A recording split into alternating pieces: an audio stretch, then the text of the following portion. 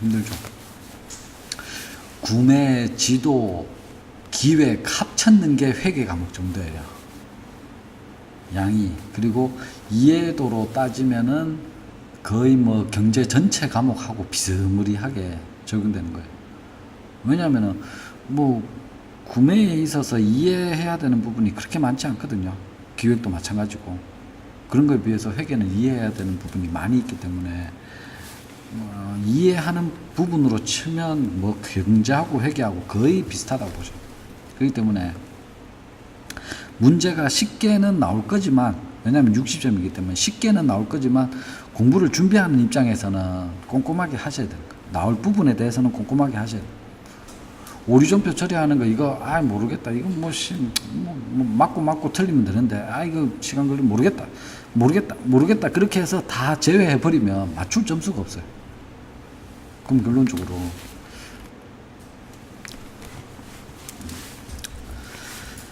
자, 3장의 사업 부분별 회계 처리입니다. 해서 우선 신용사업입니다. 자, 신용사업에 있어서 우선 현금에 있어서 이제 다른 부분은 거의 뭐 출제될 확률이 없고 현금 과부족입니다. 현금 과부족. 해서 이제 텔러에 있어 가지고 현금이 남았느냐 아니면은 현금이 부족하냐, 이제 여기에 따라서 회계 처리를 어떻게 할 것이냐. 해서 이제 신용 파트에 있어서도 이제 나오는 내용인데, 지금 여기에서는 회계이기 때문에 이제 기표가 어떻게 되는지 이제 그것에 대해서 주안점을 두시면 되겠습니다. 우선 현금이 남았을 경우입니다. 남았을 경우. 그리고 밑에 부분에는 부족한 경우. 그러면 두 가지의 경우에 있어 가지고 문제가 발생이 되는 것은 남았을 때가 문제가 발생이 되는 거죠. 왜냐하면 남아 가지고 이것을 만약에 가지고 있었다, 아니면은 입금을 처리를 해놨다, 그랬을 때 고객이 왔을 때 이걸 정당하게 왔을 때 그 권리자에게 되돌려 줘야 되는 거죠. 그래서 자, 지금 남았을 경우에는 일단 3개월입니다. 3개월. 이제 기준 날짜를 기억을 하셔야 돼요. 그리고 부족한 때는 1개월입니다. 그래서 1개월, 3개월 이렇게 두 가지로 나뉘어지고, 그리고 남았을 경우인데 이게 이제 플러스가 되었을 때 지금 기존의 창구에서 남았을 때는 3개월이고, ATM기, 자동화 기기에 의해서 남았을 경우에는 이건 다시 5년으로 확장이 됩니다. 왜냐하면은 기계는 알 수 없는 오류에 의해서 이걸 진실한 권리자에게 지금 못 찾을 수 있다라는 가정하에 기간이 5년으로 확장이 된다는 거죠. 5년이 충족되고 나서야 그 다음에 기타 영업의 수익으로 해서 집어넣겠다는 얘기입니다. 그래서 일단 그 기간을 기억을 하시고, 그리고 부족할 때는 1개월입니다. 자, 이렇게 해서 기억을 일단 하시고, 자, 우선 남았을 경우에는 해당 금액을 가수금으로 입금 처리합니다. 가수금 해서 받았는 금액으로 해서 가수금으로 처리를 해 놓습니다. 그래서 가수금하고 이제 별단하고는 이제 이것도 어차피 신용 과목에 있어서 나오는 건데, 가수금은 어디에 들어가야 될지를 계정이 확정이 되지 않았기 때문에 일단 가수금으로 집어넣는다는 거죠. 집어넣어놨다가 입금 처리해 놓고 3개월이 경과해도 원인이 밝혀지지 않으면은 그때서야 비로소 기타 영업의 수익으로 해서 처리를 하게 됩니다. 그래서 자, 그러면은 지금 창구에서 돈을 받았습니다. 돈을 받았는데 남았다. 이렇게 되면은 그 현금을 가지고 가수금으로 입금 처리를 하게 되고, 그리고 난 다음에 3개월이 경과됐는데도 지금 찾지를 못했다. 그러면은 가수금에서 차감을 시켜서 기타 영업의 수익으로 해서 입금 처리를 해버린다는 거죠. 그래서 이렇게 결론적으로 이제 없어지는 것이고, 현금에 의해 가지고 수익이 창출이 되는 거죠. 그래서 지금 여기에 있어서는 기간차가 3개월이 발생이 된다는 얘기입니다. 자, 그런데 ATM 기기 등 현금 자동 입출금기와 관련된 가입금은 어떻게 하느냐? 기계상의 치명적인 오류에 의해서, 밝혀낼 수 없는 오류에 의해서 지금 돈이 남는 경우가 발생될 수 있기 때문에 기간이 5년입니다. 5년. 5년이 경과된 후에 그 가수금으로 해가지고 입금된 날로부터 해서 5년이 아니라 5년이 경과되고 난 후에 그 이후에 결산일입니다. 결산일에 기타 영업의 수익으로 해서 입금 처리가 되어진다는 얘기입니다. 그래서 이제 지금 자동화 기기에 의해서 처리될 때가 조금 이제 주의를 기울이셔야 되고, 그 다음에 부족할 경우에는 뭐 직원이 변상을 하든지 아니면은 우선적으로는 가지급금으로 해서 현금을 출금을 하는 거죠. 그래서 가지급금에 의해서 현금을 출금을 하고 난 다음에 그 다음에도 1개월이 경과되어도 그러면 요거 두 가지의 기간차는 1개월이 되겠습니다. 그래서 1개월이 지나도 그 원인을 알 수 없으면은 그 현금에다가 이제 가지급금으로 해서 대체를 시키게 됩니다. 그래서 지금 여기에 있어서는 지금 일단 남았는 경우가 조금 더 이제 출제될 확률이 높다고 보시면 되겠습니다. 그래서 이제 기간하고 그 다음에 과목하고 그것을 조금 주의를 하시면 되겠습니다. 자, 그 다음으로는 유가증권입니다. 그러면은 지금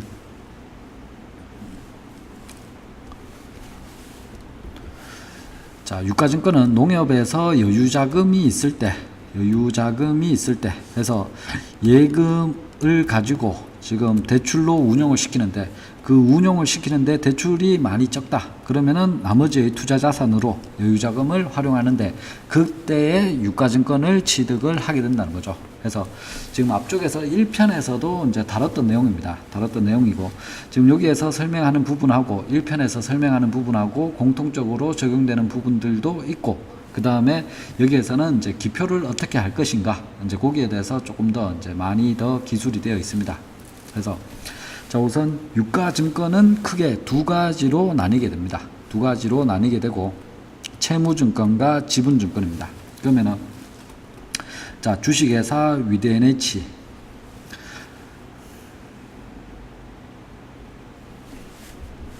자, 주식회사 위드NH가 있다면은 이 주식회사에서 자금을 조달할 수 있는 방법은 자산과 부채, 자본인 거죠. 그러면은 부채로 해서 채무증권, 회사채를 발행을 하든가 아니면은 주식으로 해서 지분증권, 주식을 발행하든가 두 가지의 경우가 있다는 거죠. 그래서 회사채를 발행한다고 하는 것이 채무증권이 되는 것이고 주식으로 발행하는 것이 지분증권이 되겠습니다. 그래서 자금을 조달하는 데 있어서 타인 자본이냐 아니면 자기 자본으로 해서 취득이 되는 것이냐 두 가지로 나뉘어 줄 수가 있습니다. 그래서 채무증권은 발행자에 대하여 금전의 청구를 할 수 있는 권리를 표시하는 유가증권이다. 그래서 지금 부채이기 때문에 회사채를 발행하면 회사채에서 액면 이자율 몇 프로 그리고 원금 얼마 이렇게 해서 되어 있는 거죠. 그럼 이걸 가지고 추후에 위드NH에 청구를 하게 된다는 거죠. 그러면은 이 금액에 대해서 지급을 해줘야 되는 부채의 성격이고 자, 채무증권으로는 국채, 공채, 사채 해서 여기에 사채는 이제 회사채입니다. 회사채. 그리고 자산유동화 증권이 있다.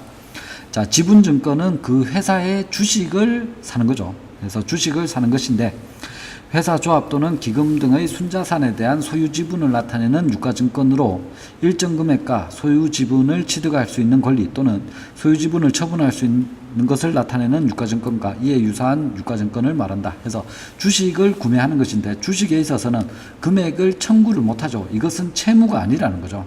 이 회사가 수익이 많이 나면은 그것에 따라서 배당을 받아가게 되는 것이고 그리고 이 주식이 활성화되어 있는 주식시장이 형성이 되어 있으면은 당연히 회사의 가치가 올라가게 되면은 그 지분증권, 주식도 가격도 올라간다는 거죠. 그럼 그렇게 됐을 때 그것에 있어서 투자 금액에 대한 이익이 반영이 되기 위한 목적이 지분증권이라.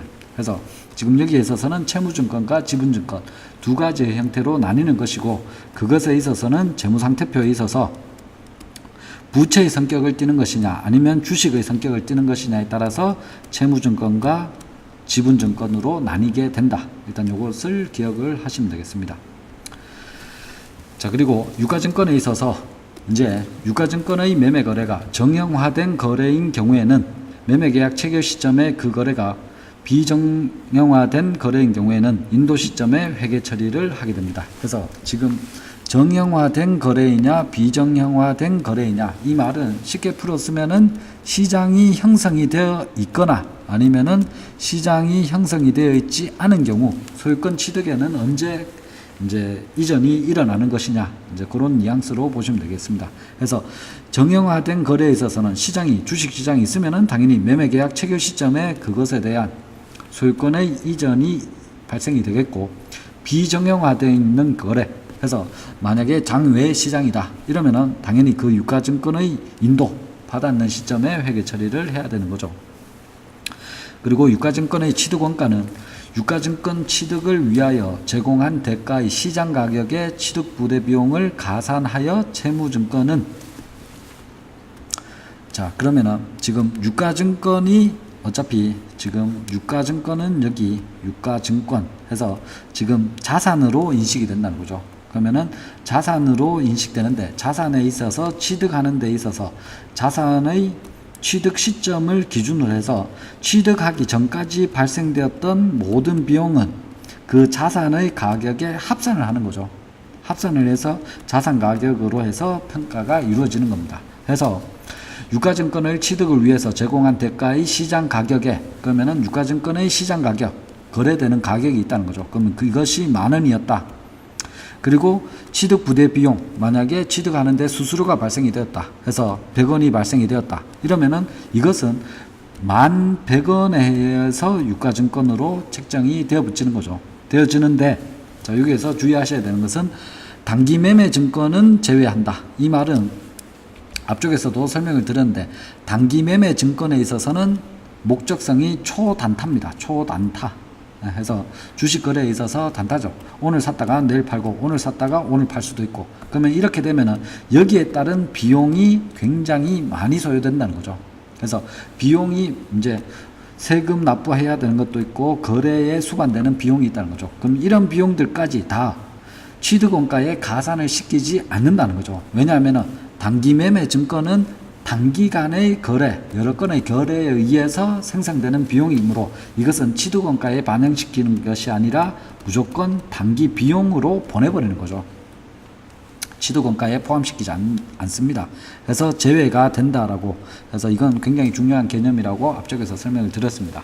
그래서 자 이렇게 해서 취득원가는 어떻게 산정을 하느냐 부대비용까지 다 합산해서 하고 단기 매매 증권의 비용은 단기 비용으로 떨어내기 때문에 제외를 시켜준다. 자 그렇게 되고 그 다음에 채무증권은 지금 평가를 하는데 가격을 산출하는데 개별법으로 산출합니다.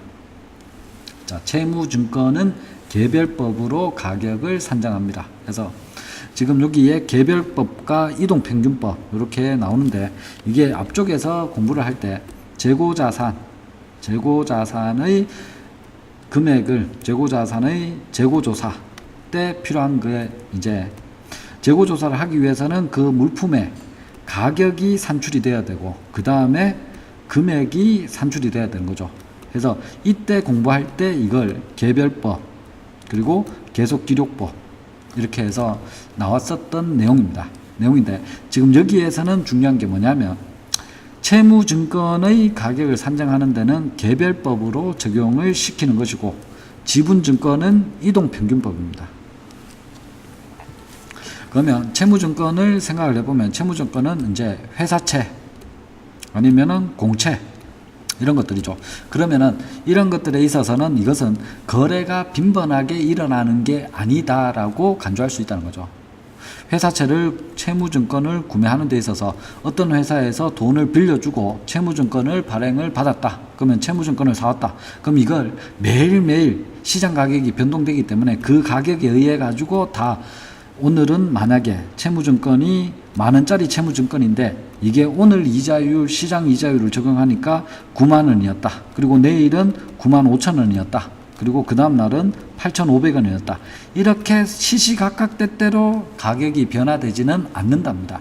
않기 때문에 이것은 시차를 두고 해서 분산으로 투자를 하기보다는 종목에 있어서 더 분산 투자를 하는 것이기 때문에 이것은 한번 그 회사로부터 취득하게 되면은 이것은 개별법에 의해서 가격을 산정을 하게 되는 것이고 그래서 채무증권에 있어서 취득할 때는 상각 후 취득원가로 해서 유효이자율법에 의해서 계속 이자를 가산을 시켜주는 방법으로 쓰고 있습니다. 그렇기 때문에 채무증권은 개별법으로 적용을 시키는 것이고 지분증권은 뭐냐 하면은 이동평균법입니다. 이동평균법으로 해서 가격을 산출한다는 거죠. 자, 이동평균법은 말 그대로 평균이라는 거죠. 자, 그러면은 자 여기에 그래프에 보시면은 지금 여기에 뭐가 들어가 있느냐 이게 만약에 10, 20, 30, 10리터, 20리터, 30리터 이렇게 됐다는 거예요. 그러면 이렇게 됐을 때 여기에 있어 가지고 가격이 이것은 100원, 이거는 120원, 이건 130원, 이거는 100원, 이거는 90원, 이건 80원 이렇게 되면은 이게 타임 시간별로 해서 주유소에 있어서 기름에 대한 가격이 이만큼씩 차이가 나게끔 해서 입고가 되었다. 이렇게 생각했을 때 이동평균법은 여기까지에 있어서는 평균, 그리고 또다시 여기까지 했을 때 또다시 전체 평균, 그리고 여기에 있어서의 평균, 물론 팔려나간 게 또 있겠죠. 그 시간대로. 그래서 이동평균법은 그것에 의해서 지금 입출이 다 일어나고 난 이후에 남아있는 것에 대한 평균을 따져주겠다는 겁니다. 그래서 지금 여기에 밑에 박스에 보시면은, 자, 날짜가 2월 1일 개수, 그리고 구매가, 그리고 계속 이제 메인만 있었는 것인데, 여기에 있어서 개당 단가가 있고, 이동평균 단가가 있다는 거죠. 그럼 이동평균 단가는 여기에 있어서 합산을 해가지고 평균 단가 수량을 나눠주겠다는 거죠. 그래서 이동평균 단가를 적용시킨다. 자, 그런데 좀 더 쉽게 얘기하면, 지분증권이기 때문에 지분증권은 주식입니다. 그러면은 주식은 한꺼번에 대량으로, 만약에 내가 1,000,000원이 있다 이렇게 해서 주식 투자를 하겠다 그러면은 어떤 주식, 위드NH 주식을 사겠다 그러면 주식회사 위드NH의 주식을 1,000,000원치를 한꺼번에 사지는 않습니다. 왜냐하면은 내일 가격, 그리고 오늘 가격에 있어서도 굉장히 요동을 치기 때문에 여기에 있어서는 다 만약에 9시 뭐 30분, 그리고 12시, 1시, 3시 이렇게 있으면은 요 시간대별로 해서 나는 3시간마다 사겠다 이렇게 될 수가 있는 거죠. 그렇기 때문에 이것은 개별법으로 적용한다는 거죠. 이렇게 해서 가격이 다 다르게 구성이 됩니다. 그리고 이게 만약에 1일 차이다, 2일 차이다 그러면은 이것에 의해서 또다시 산출을 한다는 거죠. 그래서 이렇게 지분증권은 계산이 되어진다는 거죠. 자, 시험 지문에는 자, 채무증권은 이동평균법 이렇게 해서 거꾸로 해서 출제가 됩니다. 그래서 이걸 기억을 하시면 되겠습니다. 자, 그리고 유가증권을 구별하는 데 있어 가지고 총 4가지로 구별하고 있습니다. 우선 단기매매 증권입니다. 그래서 단기매매 차익으로 보유기간은 단기이다. 빈번한 매매거래이다. 빈번한 매매거래이기 때문에 거기에 소요되는 비용은 취득원가에 가산시키지 않고 단기비용으로 떼내준다는 거죠. 떼내주고, 자, 그 다음에 만기보유증권입니다. 만기보유증권은 의사와 능력이 분명하게 있어야 됩니다. 의사와 능력이, 만기까지 보유하겠다라는 의사와 그 다음에 만기까지 보유해도 괜찮다라는 능력이 있을 경우에 만기 보유 증권을 취득을 하게 되는 겁니다. 그래서 만기 보유고 장단기이고, 자, 그리고 거래 형태는 만기 상환이 원칙입니다. 자, 그리고 지금 여기에서 단기하고 만기, 여기에 어디에도 포함되지 않는 것은 매도 가능 증권으로 분류를 시킵니다. 그래서 매도 가능 증권은 단기 매매 차익 등의 외에 유동성 조절 기능을 가지고 있습니다.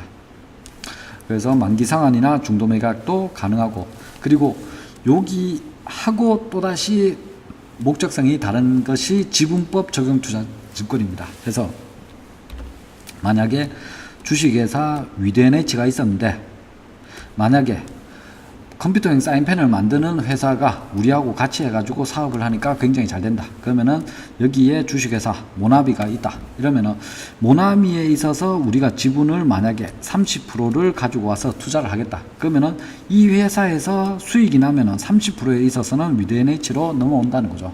그래서 이렇게 해서 투자를 할 경우에 이때는 특이하게 지분법 적용 투자 주식으로 얘기를 하고 있습니다. 그래서 이때 지분법에 연결이 되는 것은 이 회사에 있어서 위드NH가 강력한 의사표시를 할 수 있을 정도로 주식을 가지고 있는 경우에 지분법 적용 투자 주식으로 분류를 시키겠다. 자, 그리고 유가증권 중 채무증권으로, 자, 유가증권 중에서 유가증권은 2가지가 있다고 했죠. 지분증권하고 채무증권 2가지가 있는데, 채무증권에 있어서 취득원가와 액면금액이 다른 것은 당연히 다르죠. 시장에 던져져 있는 채무증권에 있어서는 취득원가, 내가 살려고 하는 가격하고 액면금액하고는 당연히 다릅니다. 액면금액이 10,000원짜리이다. 그러면은 이게 만약에 3년 만기, 3년짜리 만기이고 이자율이 만약에 3%이다 이렇게 주어져 있으면 이것의 지금 현재 가격은 당연히 뭐 8,590원 이렇게 되어 있는 거죠. 그래서 당연히 가격이 다른데 이 차액을 상환 기간에 걸쳐서 유효이자율법으로 적용하여, 자, 유효이자율법은 쉽게 투자 수익률입니다. 투자 수익률. 더 쉽게 얘기하면 이익입니다. 이익. 그러면은 만약에 8,500원이다. 그리고 지금 10,000원이다. 그러면은 지금 1,500원의 수익이 발생이 되겠죠. 그럼 이 1,500원에 대해서 3년 동안 해서 계속 플러스를 시켜줘야 된다는 거죠.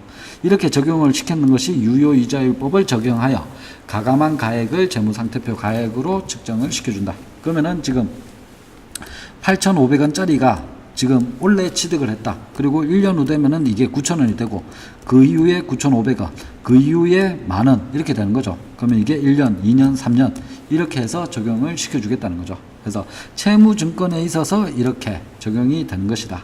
그리고 당연히 여기에 있어서는 개별법을 적용을 시켜주는 거죠. 네. 자, 그래서 유가증권을 다시 이제 매매증권, 이제 단기 매도 가능 증권, 만기 보유 증권 다시 세부적으로 보도록 하겠습니다. 자, 단기 매매 증권이란 단기 매매 차익을 획득할 목적으로 매수와 매도가 적극적으로 이루어지는 유가증권이다. 자본시장과 금융투자법에 관해서 신탁업자가 운영하는 신탁상품. 자, 그러면은 지금 여기 앞부분에 나오는 내용은 다 없애셔도 됩니다. 당연히 신탁 상품을 신탁업자가 취급을 하겠죠. 그리고 거기에 대한 법률이 있을 것이고, 자, 키워드는 신탁 상품입니다. 신탁 상품. 그러면 신탁 상품 중에서 지금 수익 증권이 발행이 된 신탁 상품입니다. 수익 증권을 발행한 신탁 상품을 단기적 자금 운용 목적으로 소유한 수익 증권은 단기 매매 증권으로 처리를 한다는. 자, 수익 증권을 발행했는데 이게 목적이 단기이다. 그러면은 수익 증권을 우리는 단기 매매 증권으로 분류를 할 수 있다는 것. 다만, 자, 여기는 또다시 예외사항입니다. 초단기 수익 증권 해서 MMF입니다. MMF. 머니 마켓 펀드죠. 그래서 시장 수익률에 따라서 거기에 반영해서 따라간다는 거죠. 그래서 농협에 뭐죠? MMF로 칠 수 있는 게 MMDA 그거하고 비슷하죠. 그래서 농협에서 이제 같이 비슷하다고 볼 수 있는 게 MMDA죠. MMDA. 그래서 머니 마켓 디파짓 어카운트 이렇게 되는 거예요. 여기서 MMF나 MMDA나 이제 비슷한 거다. 그래서 초단기 수익 증권입니다. 그리고 투자 신탁의 계약 기간이 3개월 이하인 펀드 중 거래 비용이 없고 가치 변동 위험이 중요하지 않은 수익 증권은, 자, 주의하셔야 됩니다. 대외 예치금으로 처리합니다. 대내든 대외든 하여튼 예치금으로 처리를 해버립니다. 자, 그러면은, 자, 신탁 상품 중에서 수익 증권으로 발행이 되었는데 이게 단기 목적성이 있으면은 단기 매매 증권으로 분류하는데 여기에 있어서 예외사항이 있다는 거죠. 그래서 MMF처럼 초단기일 때는 예치금으로 놔두라는 거죠. 예치금으로. 그래서 예치금하고 단기 매매 증권하고 어차피 이 두 가지를 비교할 때 더 기간이 빠른 것은 당연히 예치금이겠죠. 출금이 더 빠른 것이 당연히 예치금이겠죠. 그래서 예치금이 예외적으로 적용이 될 수 있다는 거예요. 그래서 시험 지문에 이러한 것들이 이렇게 초단기 증권, MMF 이런 것들은 단기 매매 증권으로 분류한다. 이렇게 하면은 틀렸는 거죠. 시험 문제 출제하기가 굉장히 좋습니다. 자, 그리고 만기 보유 증권입니다. 자, 만기 보유 증권은 두 가지의 속성을 가지고 있어야 된다고 했죠. 의도와 그리고 능력이 있어야 된다. 그래서 만기가 확정된 채무증권으로서, 자, 채무증권입니다. 당연히 만기가 확정된 지분증권으로서 이런 말은 들어가 있지 않습니다. 왜냐하면은 지금 부채에 있어서는 당연히 위드NH 주식회사가 있으면은 부채로 해서 회사채를 발행하면은 당연히 회사채를 발행하면서 내가 1년 후에 3년 후에 이 증권을 가지고 오면은 돈을 갚아주겠습니다. 이렇게 얘기하는 것이고, 지분증권으로 이제 주식을 사갔다 이러면은 주식에 있어서는 만기가 없습니다. 주식에 있어서 만기가 있다고 하는 것은 회사는 3년 후에 망해라 이 뜻밖에 안 된다는 거죠. 그래서 당연히 주식에는 만기가 없고 채무증권에만 만기가 있습니다. 그래서 당연히 만기가 확정된 채무증권으로서 상환 금액이 확정되었거나 확정이 가능하고 만기까지 보유할 적극적인 의도와 능력이 있는, 만기까지 쭉 가야 되는데 부채로 해서 채무증권을 사왔으면은 그것에 의해서 충분히 3년 동안 버틸 수 있어야 된다는 거죠. 유동성 악화로 인해 가지고 이걸 팔아버린다 이렇게 되면은 만기보유증권이 아니다라는 얘기입니다. 그래서 의도와 능력이 있는 경우에 만기보유증권으로 분류한다. 자, 그리고 고정자산 등을 취득 시 관련 법령에 의해서 첨가 소화하는 국채, 공채, 지방채 등을 만기까지 보유 시에는 만기보유증권으로 처리한다. 자, 지금 여기에 만기보유증권 해서 여기에 만기보유증권, 여기에 만기보유증권.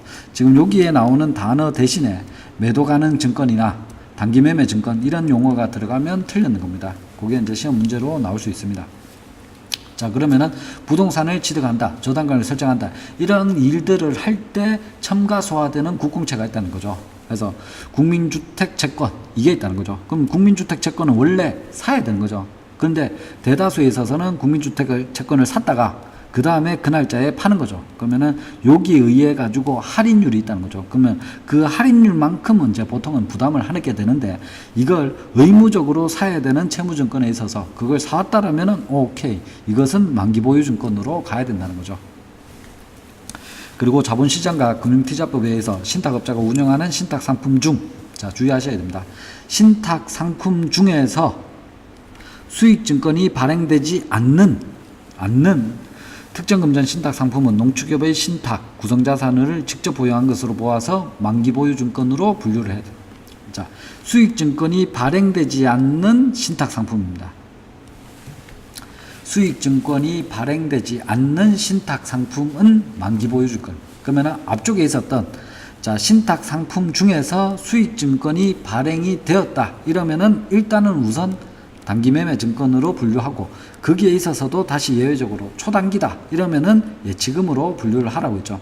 그런데 지금 여기에 있어서는 만기보유증권으로 분류를 하는 것은 신탁상품인데 수익증권이 발행이 안 됐다. 신탁인데 수익증권이 발행이 안 되면은 이것은 누군가에게 기속되어 있는 상품이라는 거죠. 그러면은 이것은 누군가에게 기속되었으니까 너희가 끝까지 책임져라는 겁니다. 그렇기 때문에 만기보유증권으로 분류를 한다는 겁니다. 그래서 지금 여기 나오는 부분하고 앞부분하고 두 가지를 서로 또 구별을 하셔야 되죠. 그래서 이게 시험 문제 출제가 될 수 있습니다. 자, 그리고 밑에 자본시장과 금융투자법에 의해서 신탁업자가 발행하는 수익증권 중, 자, 그러면은 지금 여기는 신탁상품인데 수익증권을 발행을 했는데 수익증권은 또다시 두 가지로 나뉠 수가 있다는 거죠. 그래서 개방형이 있고 폐쇄형이 있다는 거. 자, 말 그대로 개방형은 지금 이렇게 해서 여기에 뻥 뚫려 있는 거죠. 그러면은 이게 유입과 유출이 가능하다는 거죠. 그래서 즉 개방형은 매매가 가능하다는 거예요. 폐쇄형은 막혔는 거죠. 들어가지 못하는, 물론 나오지도 못하고. 그러면은 폐쇄형은 매매가 불가합니다. 폐쇄형은 매매가 불가하다. 그러면은 수익증권인데도 이게 폐쇄형으로 되어 있다. 그래서 클로즈 엔드 타입입니다. 끝이 막혀 있는 타입이라는 거죠. 그래서 막혀 있기 때문에 매매가 불가능하다. 매매가 불가능하기 때문에 매도 가능 증권도 안 되고 단기 매매 증권도 안 되고 무조건 만기 보유 증권으로 분류를 시켜야 됩니다. 그래서 지금 여기에 나오는 것들은 지금 만기 보유 증권으로 분류해야 된다. 요 말이 다른 말로 들어갈 수 있기 때문에 잘 구별을 해 놓으시면 좋겠습니다. 자, 그 다음에 매도 가능 증권입니다. 자, 매도 가능 증권은 만기도 아니고 단기 매매도 아닌 경우에는 매도 가능 증권으로 분류합니다. 그래서 자, 만기, 단기 그리고 지분법으로 분류할 수 없는 것은 매도 가능 증권으로 간다. 그리고 시장성이 있는 지분증권 및 채무증권 중에서 타 회사 지배 또는 단기 매매 차익을 얻을 목적으로 만기까지 보유할 의사가 없는 지분증권 및 채무증권이 매도 가능 증권에 속한다. 그리고 신탁업자가 발행하는 수익증권 중에서 개방형은 매도 가능 증권입니다. 그러면은 지금 수익증권에 있어서 지금 개방형, 폐쇄형 이거에 따라서 만기 보유 증권이냐 매도 가능 증권이냐 이렇게 해서 나뉘게 되죠. 그리고 수익증권이 발행이 되어 있다면 이것은 일단 단기 매매 증권으로 하고 거기에 예외적으로 다시 이제 예치금으로 하고 그리고 수익증권이 발행이 안 되면은 특정 신탁 상품에 의한 것으로서 만기 보유 증권으로 또다시 분류를 한다는 거죠. 그래서 지금 여기에 있어서 각각의 구분에 대해서 잘 알고 계셔야 됩니다. 그래서 시험 문제 출제하기가 굉장히 좋습니다. 자, 그리고 유가증권의 재분류입니다. 유가증권의 보유 의도와 보유 능력에 변화가 있어서 분류 변경이 필요한 경우에는 다음과 같이 처리한다. 자, 이것도 이제 일부에서 했었는데, 단기 매매 증권은 매도 가능 증권, 만기 보유 증권과 서로 분류 변경할 수 없답니다. 일단 이게 원칙입니다.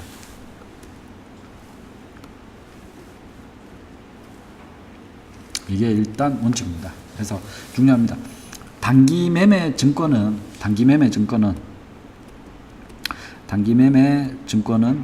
지금 이 증권의 가치가 올라가거나 가치가 떨어지는 것에 대해서 단기 손익으로 분류합니다.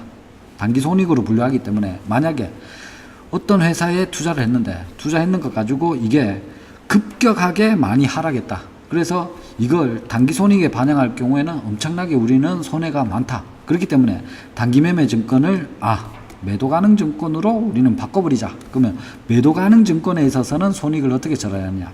이거는 단기 손익에 반영하지 않고 기타 포괄 손익 누계액으로 처리한다는 거죠. 기포손으로 처리해. 그래서 기포손은 이게 자본 계정인 거죠. 그래서 여기서 머물고 있다는 거죠. 그래서 이건 결론적으로 매도 가능 증권은 실제 팔았을 때 그때 손실이 발생되면 그때 손실로 처리하고 그때 이익이 발생되면 그때 이익으로 반영해주고 그러면은 이걸 단기 매매 증권에서 매도 가능 증권으로 언제든지 바꿀 수 있다. 이렇게 치면은 그 회사에 대한 손익이 마음대로 조절이 가능하다는 거죠. 그렇기 때문에 그렇게 하지 못하도록 단기 매매 증권은 다른 것으로 변경이 무조건 불가합니다. 무조건 불가한데 여기에 무조건에 다시 예외사항이 있다는 거죠.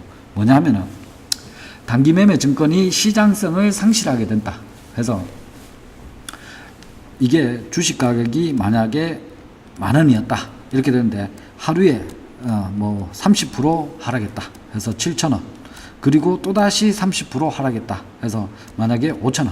또다시 하락 3,000원. 그리고 1,000원. 해서 결론적으로 10원이 됐다.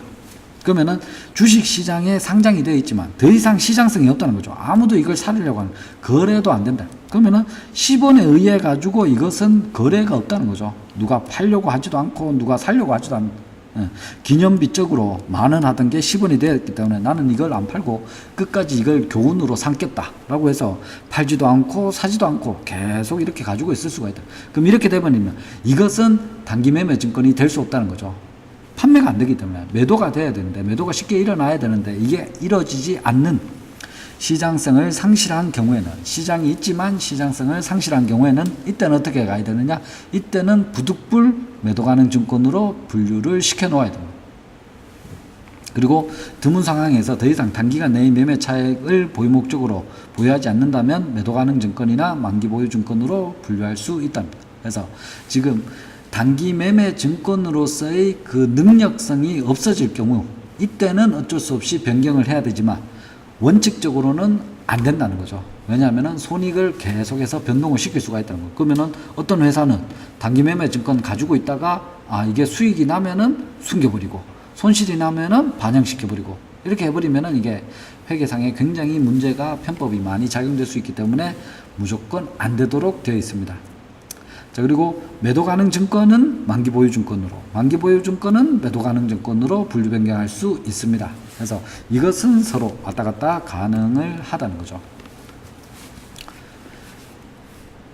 자, 그리고 유가증권의 후속 측정입니다. 그래서 유가증권의 후속 측정은 만약에 이 유가증권을 취득하고 난 다음에 이걸 무조건적으로 결산기일에 이전에 팔게 되면은 후속 측정을 할 필요가 없는 거죠. 그런데 이걸 가지고 있고 그 다음 연도에 판다. 이렇게 되면은 이 결산기 시점에 이걸 평가를 해줘야 됩니다. 평가. 그래서 지금 사올 때는 만약에 11,100원이었는데 지금 현재 20,000원이다. 아니면 지금 현재 5,000원이다. 이렇게 됐을 때 평가를 해줘야 됩니다. 그렇게 해서 반영을 시켜줘야 되는 거죠. 자, 단기 매매 증권은 결산 시 공정가치로 평가하고, 자, 공정가치는 당연히 시장 가격입니다. 해서 공정가치로 평가하고 그 평가 손익을 단기 매매 증권 평가 손익 과목으로 단기 손익에 반영을 시켜줍니다. 자, 여기에 단기 손익에 반영시켜준다.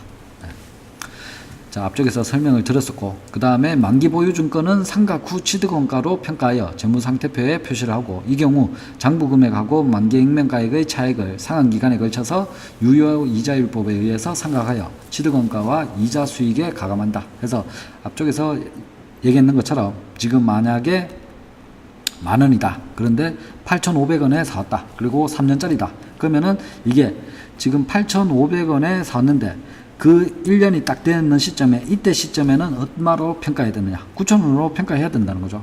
그리고 그 다음에는 9,500원, 그 다음에는 10,000원, 이렇게 해서 상한을 다 받게 되는 거죠. 그래서 여기에 따라서 이자 수익을 계속 플러스를 가감을 시켜줘야 됩니다.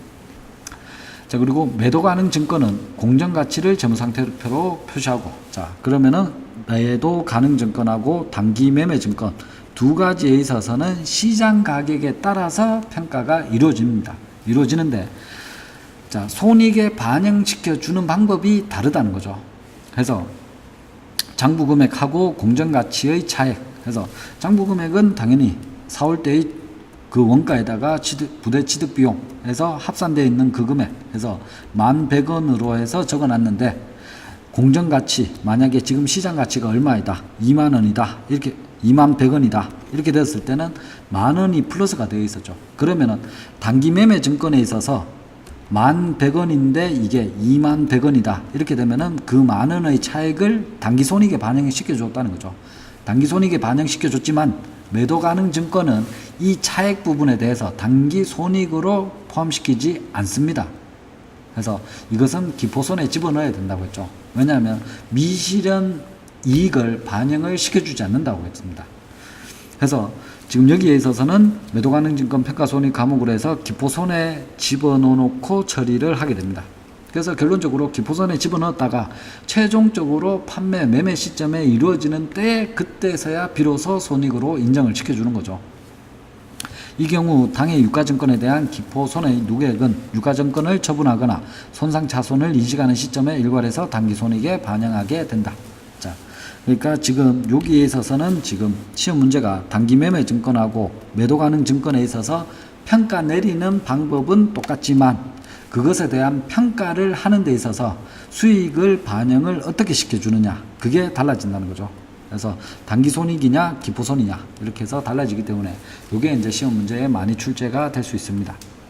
자, 그리고 매도 가능 증권 중 시장성이 없는 지분 증권의 공정 가치를 신뢰성 있게 측정할 수 없을 때는 취득원가로 평가한다. 그러니까 어쩔 수 없는 거죠. 시장 가치, 공정 가치가 없어지게 되면은 그것은 어쩔 수 없이 취득원가로 넘어가야 되는 거죠.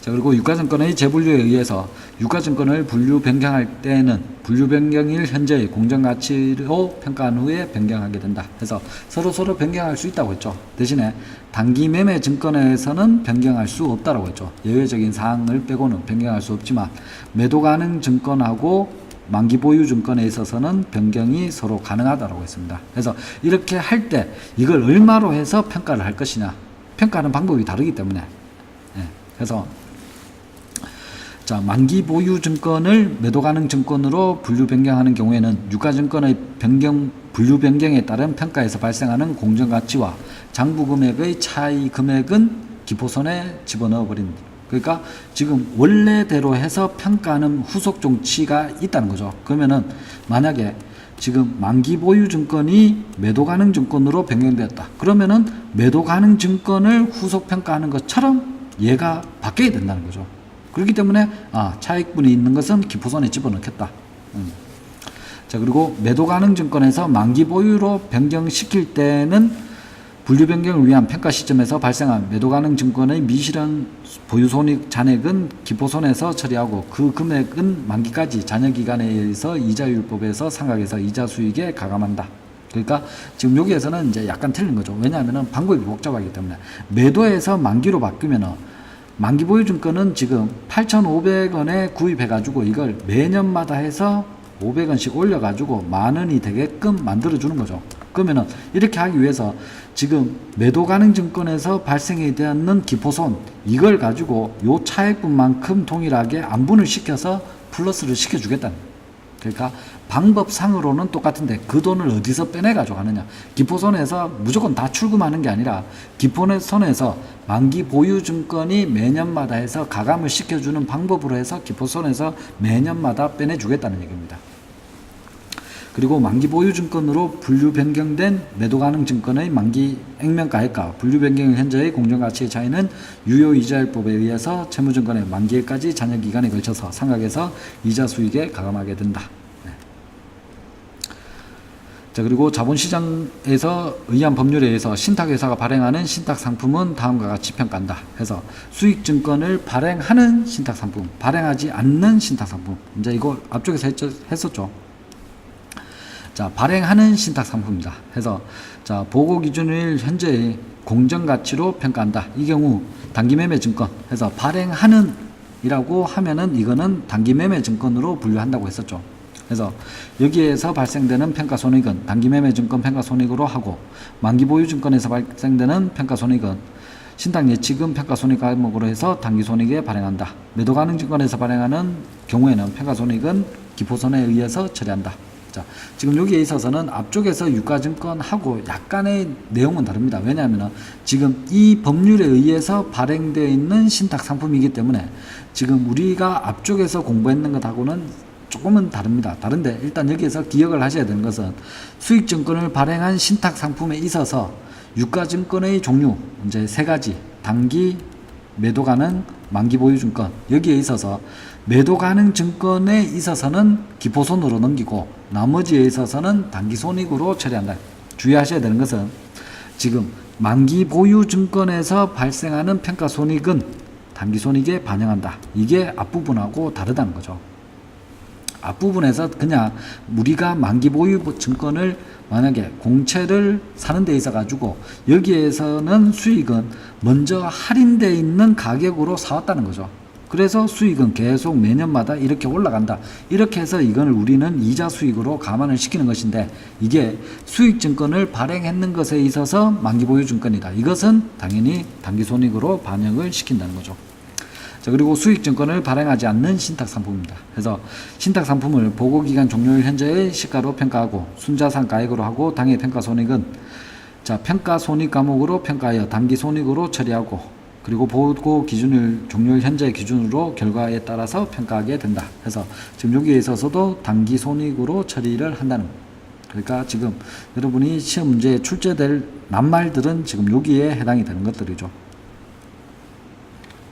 자, 여기에 네모 박스 쳐놓고 체크되어 있는 단어를 출제가 될 수가 있습니다. 그래서 지금 요것들만 어떻게 해서 밖에 나올 것인지를 기억을 하시면 되겠습니다.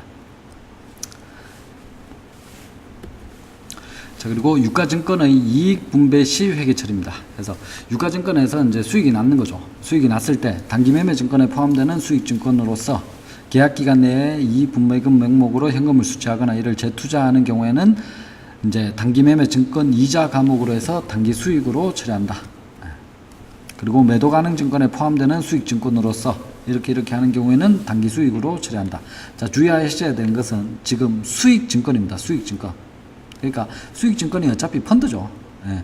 여러 가지의 그런 주식이나 채무증권에 있어서 투자를 이제 비율을 마음대로 채권하고 주식하고 이렇게 해서 수익증권을 하나로 묶어서 만들어냈다는 거죠. 그럼 여기에 있어 가지고 수익이 나왔다. 그러면은 단기 수익으로 처리를 하겠다는 거예요.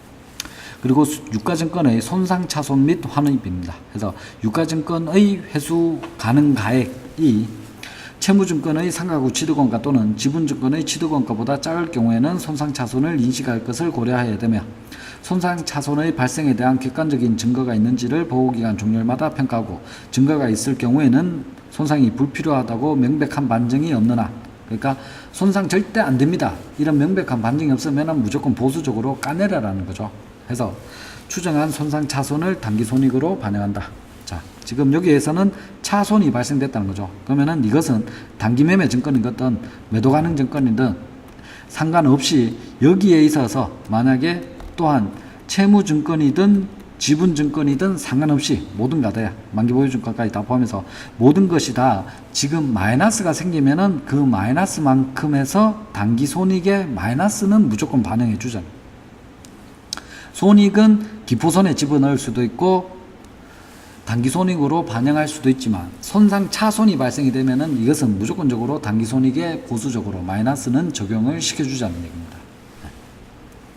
자, 그리고 손상 차손을 인식한 후에 만기 보유 증권 및 매도 가능 증권의 발행 회사가 신용상태의 회복 등을 공정가치를 회복한 경우에는 다음 각과 같이 처리한다. 그러니까 말 그대로 공정가치가 시장 가격이라는 거죠. 시장 가격. 그런데 지금 시장 가격이 많이 떨어져서 지금 취득 원가가 있었다는 거죠. 취득 원가가 11,100원인데 시장 가격이 20,000원까지 올라갔다가 이게 5,000원으로 이제 낮아졌는 거죠. 그렇다면은 여기에 해당되는 금액에 있어서 다시 차손으로 해서 단기 비용으로 인식을 해줬는데 이게 다시 금액이 5,000원에서 다시 올라갔다는 거죠. 그래서 얼마까지 올라갔느냐? 15,100원까지 올라갔다. 이렇게 됐을 때 어떻게 처리할 것이냐? 손상차손이 회복이 손상차손을 인식한 사건과 객관적으로 관련이 있는 경우에는 만기보유증권은 장부금액의 손상이 없었다면 나타났을 취득원가를 한도로, 그리고 매도가능증권은 기인식한 손상차손을 한도로 하여 유가증권 손상차손을 단기손익에 반영하여, 즉 무슨 말이냐, 지금 마이너스가 되는 데 있어서 취득했는 요 금액까지는 업을 시켜주겠다는 거죠. 해서 지금 단기손익에 반영을 시켜서 업을 시켜주지만 한도 초과 상승분입니다. 한도 초과 상승분. 당연히 한도 초과 상승분 여기에 해당되는 부분은 다시 어떻게 매도가능증권이기 때문에 기포손으로 집어넣으라는 거죠. 그러면은 여기까지는 지금 손익에 반영을 시켜가지고 업을 시켜줬지만 그것보다 더 초과되어서 수익이 발생되는 부분에 있어서는 매도가능증권은 기포손으로 다시 집어넣으라는, 그러니까 원칙에 따라가야 된다는 얘기입니다. 그리고 손상차손의 회복이 손상차손을 인식한 사건과 객관적으로 관계가 없는 경우에는 당해 공정가치의 상승분을 미실현 손익으로 보아서 기포손에다가 집어넣는다. 해서 관련이 없으면은 이것은 아무 상관없는 것이다. 그래서 손익에 반영시키지 않고 바로 기포손으로 집어넣어 버린다는 거죠. 해서 관련이 있을 경우, 관련이 없을 경우 두 가지 형태로 다시 나뉘게 되겠습니다. 자, 그렇게 해서 자, 회계 기표 처리를 보시겠습니다. 해서 단기 매매 증권을 취득을 했다. 그러면은 현금이 빠져나가는 거죠. 현금을 주고 단기 매매 증권을 사왔습니다.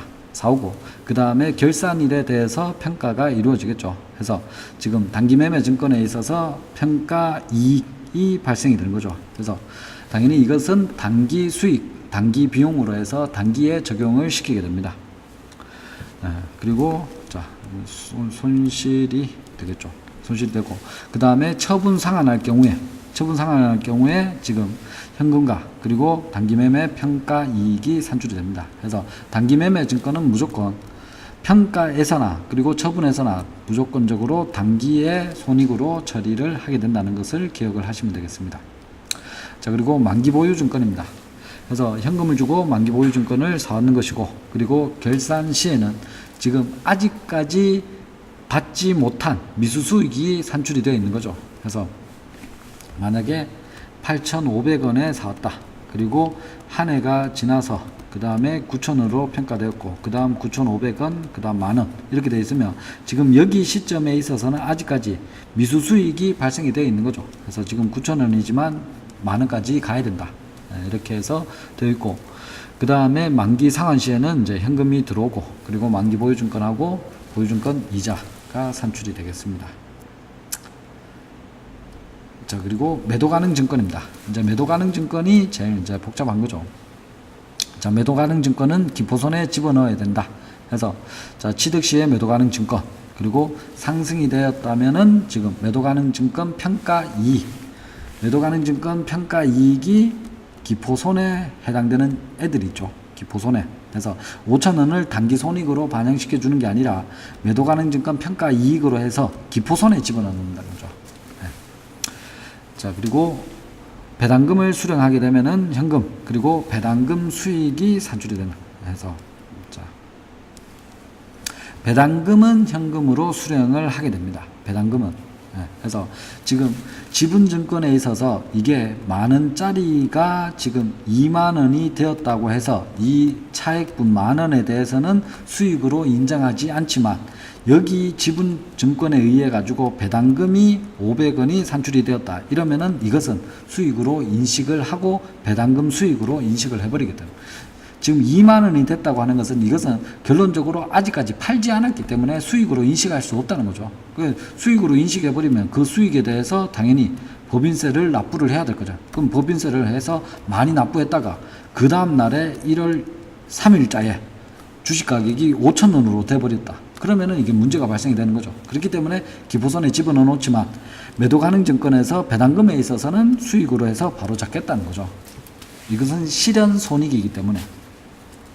그리고 결론적으로 처분할 경우에 이제 이게 매도 가능 증권 처분해서 평가 이익하고 그 다음에 지금 처분 이익 이렇게 해서 대체를 시킨다는 거죠. 그래서 결론적으로 내수 중에 돈이 들어왔다는 거죠. 현금이 유입이 됐는데 처분 이익에 의해서 이제 수익이 발생이 되었다. 자, 이렇게 해서 이제 기표를 하게 되겠습니다.